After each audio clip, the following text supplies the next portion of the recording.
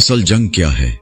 بیت المقدس تین مذاہب کی مقدس جگہ، مسلمانوں کا قبلہ اول، عیسائیوں کے لیے یسوع کی جائے ولادت، یہودیوں کے لیے ہیکل سلیمانی۔ شروع کرتے ہیں حضرت ابراہیم علیہ السلام سے، جن کے دو بیٹے تھے، اسماعیل اور اسحاق۔ اسحاق علیہ السلام کے بیٹے تھے حضرت یعقوب علیہ السلام۔ یہی سے کہانی شروع ہوتی ہے اسرائیل کی۔ اسرائیل یعنی اللہ کا بندہ، اور یہ لقب حضرت یعقوب علیہ السلام کو دیا گیا۔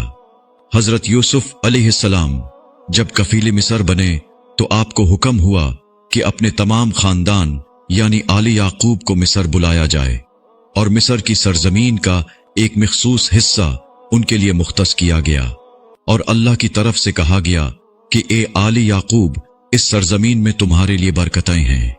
حضرت یوسف علیہ السلام 12 بھائی تھے، اسی لیے اللہ تعالی نے ان کے لیے 12 چشمے جاری کیے، اور یوں اس سرزمین کا نام حضرت یعقوب کے لقب سے اسرائیل پڑ گیا، جسے آج یروشلم بھی کہا جاتا ہے۔ آپ کی نسل سے کم و بیش 70,000 انبیاء کرام آئے۔ حضرت یوسف علیہ السلام کے بھائی یہودا کی نسل آگے بڑھی تو اس میں سے آنے والے تمام بنی اسرائیلی یہودی کہلائے۔ وقت گزرتا گیا اور حضرت موسیٰ علیہ السلام کا دور آیا۔ جب فرعون نے مصر کو آپ پر تنگ کی تو بنی اسرائیل کے ساتھ آپ کو مصر سے نکلنا پڑا۔ اس دوران بنی اسرائیل پر اللہ تعالیٰ کی بہت سے کرم نوازیاں بھی ہوئی، جس میں من و سلوہ، چشموں کی بہتات، مچھلیوں کے شکار کا ذکر قرآن پاک سے بھی ملتا ہے، اور وہیں ہمیں ایک گائے کا ذکر بھی ملتا ہے جس کے لوتھڑے سے مردے نے اللہ کے حکم سے زندہ ہو کر اپنے قاتل کا بتایا۔ اس گائے کی نشانیاں اللہ تعالیٰ نے قرآن پاک میں بیان فرمائی، جو کہ ایک سرخ مائل رنگت کی گائے تھی، اور ایسی گائے آج بھی یہودیوں کے نزدیک مقدس مانی جاتی ہے۔ حضرت موسیٰ علیہ السلام کے بعد دیگر نبی آئے۔ اس دوران میں حضرت موسیٰ علیہ السلام اور ان کے دور کی کچھ باقیات، تورات، من و سلوہ کا کچھ حصہ بنی اسرائیل نے ایک صندوق میں محفوظ کر لیا۔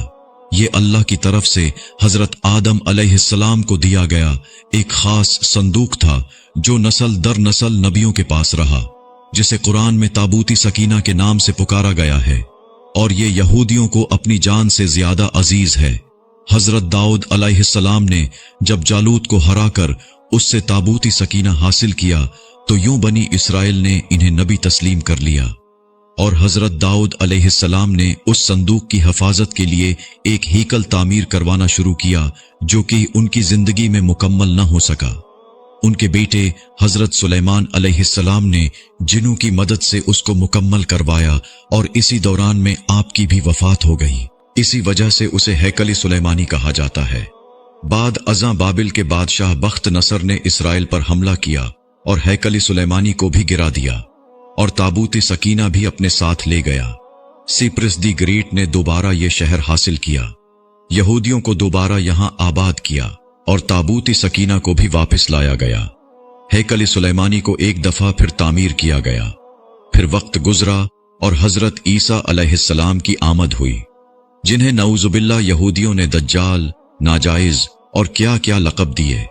یہاں سے یہودیوں میں سے 2 الگ قومیں ہو گئیں، ایک یہودی اور دوسرے عیسائی۔ یہودیوں نے سازش کر کے حضرت عیسیٰ علیہ السلام کو صلیب پر چڑھانا چاہا، اور اللہ تعالیٰ نے انہیں اپنے پاس اٹھا لیا۔ اس کے بعد یہودیوں اور عیسائیوں میں کئی چھوٹی موٹی جنگیں ہوئی۔ پھر عیسائی رومی بادشاہ ٹائٹس نے اس شدت سے یروشلم پر حملہ کیا کہ اس پورے علاقے کی اینٹ سے اینٹ بجا دی، ہیکل سلیمانی کو گرا دیا، جس کی صرف ایک دیوار اس وقت اپنی اصلی حالت میں موجود ہے، جسے دیوار گریہ کہا جاتا ہے، جہاں یہودی جا کر تورات کی تلاوت کرتے ہیں اور گریہ وزاری کرتے ہیں۔ تابوتی سکینہ بھی نہ جانے کہاں غائب ہو گیا۔ ٹائٹس کے حملے کے بعد یہودی آخری نبی کے انتظار میں تھے، کیونکہ اللہ پاک کا ان سے وعدہ تھا کہ انہیں پھر عروج بخشا جائے گا۔ اس وعدہ کا ذکر سورۃ بقرہ میں بھی موجود ہے کہ اے بنی اسرائیل، ان نعمتوں کو یاد کرو جو تم پر کی گئیں، اور اپنا وعدہ پورا کرو، ایمان لاؤ، تاکہ ہم بھی اپنا وعدہ پورا کریں۔ قیامت کی نشانیوں میں سے ایک نشانی یہ بھی ہے کہ ہیکل سلیمانی کی 3 دفعہ تعمیر ہوگی، جو کہ 2 دفعہ ہو چکی ہے۔ یہودی اپنے مسیحا اور آخری نبی کے انتظار میں تھے کہ ٹائٹس کے حملے کے 500 سال بعد نبی آخر الزمان صلی اللہ علیہ وسلم کی ولادت ہوئی۔ यहाँ यहूदियों को ये झटका लगा कि सारे नबी हजरत इसहाक अलैहिस्सलाम की नस्ल से हैं, तो आखिरी नबी हजरत इस्माइल अलैहिस्सलाम की नस्ल से क्यों आ गए, और उन्होंने ईमान लाने से इनकार कर दिया। मुसलमानों के लिए भी वो अंबिया की ही निशानी थी, इसीलिए हैकल सुलेमानी को बीतुल मुकद्दस का नाम दिया गया। इस्लाम के आगाज में यहूदियों को कायल करवाने की खातिर ही बीतुल मुकद्दस की जानिब मुंह करके नमाज अदा करने का हुक्म हुआ, क्योंकि यहूदी इसी तरफ मुंह करके इबादत किया करते थे। 17 माह बाद हमारी इबादत का रुख बीतुल मुकद्दस से बीतुल्लाह की जानिब मोड़ दिया गया, क्योंकि मुसलमानों का शुरू से किबला अव्वल वही रहा, जिसे पहले हजरत आदम अलैहिस्सलाम और फिर हजरत इब्राहीम अलैहिस्सलाम ने तामीर किया। हजरत उमर रजी अल्लाह अन्हु के दौरे हुकूमत में इसराइल यानी यरूशलेम पर ईसाइयों का कब्जा था। बीतुल मुकद्दस के ही इहाते में उन्होंने गिरजाघर तामीर किया हुआ था, और ऐन ताबूती सकीना वाली जगह वो गंद फेंका करते थे यहूदियों की नफरत में। यरूशलेम की फतह के वक्त जब उमर रजी अल्लाह अन्हु वहां गए तो ईसाइयों पर बरहम हुए। वहां सफाई करवा कर मस्जिद तामीर करवाई, और कुरान में मौजूद मेराज वाले वाक़िए की निस्बत से इस मस्जिद को अक्सा का नाम दिया। यहूदियों की दीवार गिरिया भी इसी इहाते में मौजूद थी, तो ज़ायरीन की हैसियत से उन्हें भी वहां आने की इजाजत दे दी गई। खिलाफत अब्बासिया तक यरूशलेम एक मुस्लिम शहर रहा। इसके बाद ईसाइयों ने दोबारा यरूशलेम पर हमला करके इस पर कब्जा कर लिया। सलाहुद्दीन अय्यूबी ने ईसाइयों के खिलाफ 50 से जायद जंगें करके बीतुल मुकद्दस दोबारा हासिल किया, और फिर 700 सालों तक ये खिलाफती उस्मानिया के ज़ीर सल्तनत रहा। यहूदियों को भी दीवारी गिरिया तक अपने मजहबी इक़दामात की आज़ादी रही, और यहूदी आहिस्ता आहिस्ता फिर यरूशलेम में आबाद होना शुरू हो गए। इस दौरान में कई बार उन्होंने खिलाफती उस्मानिया के सुल्तान को पैसों के एवज यरूशलेम उन्हें सौंपने का लालच दिया, लेकिन नाकाम रहे। इस दौरान में उन्हें यह अंदाजा हो चुका था कि उन्हें अब खुद अपनी पहचान बनानी है, और बाइबल में मौजूद यहूदियों के आखिरी उरूज से कबल वाली कई निशानियां भी जाहिर हो चुकी थी, और वो ये तस्लीम कर चुके थे कि उनका आखिरी मसीहा अब दज्जाल होगा, जिसकी बदौलत पूरी दुनिया में उनका दोबारा बोलबाला होगा। उन्होंने बरतानिया से साजबाज करके खुद को अलग रियासत तस्लीम करवा लिया। यूं इसराइल बाकायदा एक मुल्क की सूरत में दुनिया के नक्शे पर उभरा। फिर आहिस्ता आहिस्ता उन्होंने फलस्तीन और दीगर मिस्री इलाकों पर भी कब्जा कर लिया। अरब मुमालिक इसराइल के खिलाफ जंग पर आए, लेकिन उस वक्त तक ये खुद को इतना मजबूत कर चुके थे, अरब मुमालिक को इस एक छोटे से मुल्क से मुंह की कानी पड़ी। ईसाइयों ने भी देख लिया कि अब उनसे लड़कर कुछ वसूल नहीं होना, तो बाकायदा गिरजाघरों में पादरियों ने तकरीबात मुनक्किद की और यहूदियों के लिए मुआफी का ऐलान किया गया। यूं सियासी और इक्तिसादी मफाद परस्ती ने 2000 सालों से एक दूसरे के अजली और जानी दुश्मनों को एक सफ पर ला खड़ा किया, और कुरान की बात भी सच हो गई कि यहूद व नसरी एक दूसरे के दोस्त हैं। यहूदियों के अकायद के मुताबिक वो हैकल सुलेमानी की हिफाजत नहीं कर पाए तो खुद को कसूरवार कहते हैं, खुद को सजा देने के लिए जंजीरों और चमड़े से पेटते हैं, और दीवारी गिरिया के पास आह वजारी करते हैं। वो ईमान रखते हैं कि तीसरी बार उन्हें पूरी दुनिया पर हुक्मरानी हासिल होगी। इसके लिए उन्हें मस्जिद अक्सा को गिराना होगा, जिसकी तैयारी वो कर चुके हैं।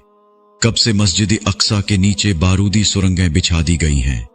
इसके बाद हैकल सुलेमानी तामीर करके ताबूती सकीना वहां रखना है। ताबूती सकीना भी वो दोबारा हासिल कर चुके हैं, लेकिन मसला था सुर्ख गाय, क्योंकि उनके अकीदे के मुताबिक वो नापाक हैं, और जब तक पाक नहीं हो जाते हैकल सुलेमानी तामीर नहीं कर सकते, और पाक होने के लिए सुर्ख गाय की कुर्बानी देना होगी। वो गाय जिसकी निशानियां कुरान पाक में बयान की गई हैं, जो उस वक्त भी उन्हें ढूंढने में मुश्किल हुई थी। अब भी 100 साल तक वो वैसी गाय की तलाश करते रहे। टेक्नोलॉजी का इस्तेमाल करते हुए बच्चे पैदा करने का कामयाब तजुर्बा किया उन्होंने। फिर उस तजुर्बे की बदौलत वैसी निशानियों वाली गाय पैदा करने की कोशिश की गई, लेकिन नाकाम रहे। 2019 में एक अमरीकी रियासत से 5 अदद वैसी गायें उन्हें मिल गईं, जिनके जिस्म पर सुर्ख रंग के अलावा और कोई बाल नहीं था। उन्हें कभी काम के लिए इस्तेमाल नहीं किया गया था। अगली निशानी के उन पर किसी बीमारी का असर नहीं होना चाहिए। पूरी दुनिया में कोविड फैलाकर मुख्तलिफ जानवरों के साथ उन्हें भी टेस्ट किया गया और उन पर इस बीमारी का कोई असर न हुआ। Red hyper found, mystery of red hyper. ये गूगल में सर्च करके आप इस मुताल्लिक तफसील से पढ़ सकते हैं। अलगरज कर्ब क़यामत और दज्जाल के ज़हूर वाली तमाम तर तैयारियां वो मुकम्मल कर चुके हैं। अपनी मर्जी के डॉक्टर, इंजीनियर बच्चे पैदा करना, 9D टेक्नोलॉजी की मदद से एक जगह होते हुए कई जगह मौजूद रहना, अपनी मर्जी के मौसम बनाना, जब चाहो बारिश बरसा देना, चंद दिनों में पूरी दुनिया घूम लेना, ये सब दज्जाली निशानियां हैं जो आज के दौर में कोई मुश्किल काम नहीं है। हमारे इस्लाम में बताई गई कयामत की निशानियों की उन्होंने इतने अच्छे से तैयारी कर ली है कि गरकद के दरख्त लगा दिए जो उन्हें पनाह देंगे। बाबिलद, जिस जगह अहादीस के मुताबिक दज्जाल का हजरत ईसा अलैहिस्सलाम के हाथों कत्ल होने का जिक्र मौजूद है, उस जगह वो दज्जाल के फरार के लिए एयरपोर्ट बना चुके हैं। ये सब तो कर्ब क़यामत की निशानियां हैं और हेकल सुलेमानी ने भी बनकर रहना है। फिर असल जंग किया है, असल जंग अकायद की है।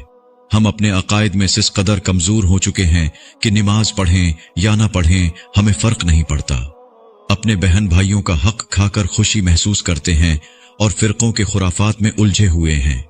फलस्तीनियों के लिए सिवाय दुआ और एहतिजाज के हम क्या कर सकते हैं? क्या हम अपने अकायद के इतने मजबूत हैं कि डॉलर के बहकावे में न आएं? क्या हम यहूदियों के मुकाबले में निकलने वाले खुरासान मुजाहिदीन की लिस्ट में आते हैं या बस सोशल मीडिया के तमाशाई हैं?